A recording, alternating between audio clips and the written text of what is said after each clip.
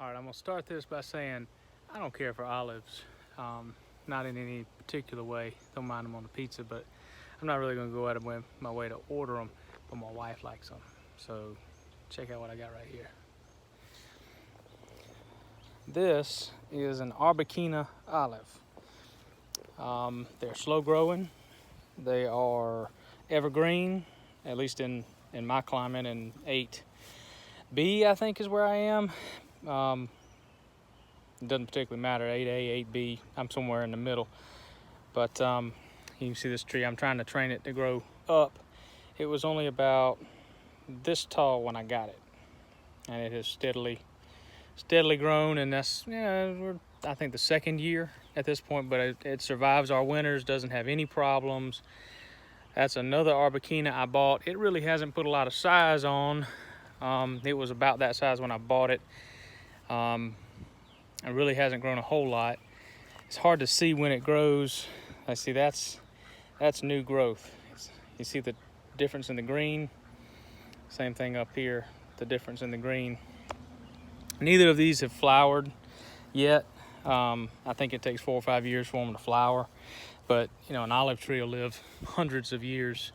So that's what I got going on there. And then this is the third one that I bought. It is not yet in the ground, it's still in the pot, but I bought it because it has already flowered. Okay, it's already got fruit on it. Now it had a ton of fruit. A lot of them look like that, right? They look very much like this, little clusters, and then they drop off the rest, and then you're left with 1 or 2 or 3. So probably off of this tree this year, I might get, I don't know, maybe 10 olives. But I mean, that tree's smaller than my pinky finger. So in any event, that tree, like I said, the Arbequina, I guess that's how you pronounce it. It does really well in 8B, 8A climate. It doesn't miss a beat. So I've got those 3 Arbequinas back here, but I've also got a Koroneki.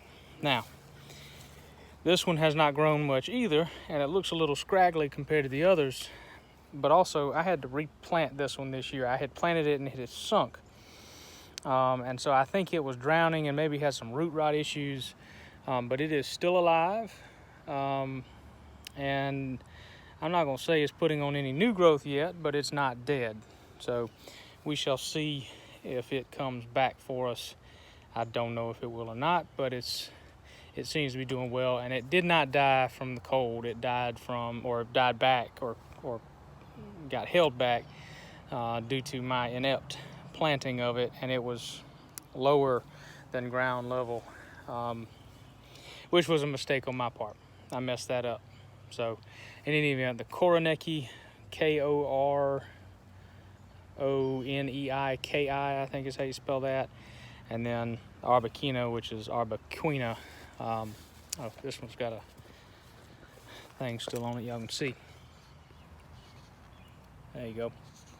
And it says on the back here, 12 feet apart, which I've got cold hardy 10 to 20 degrees Fahrenheit, which I can attest that is true.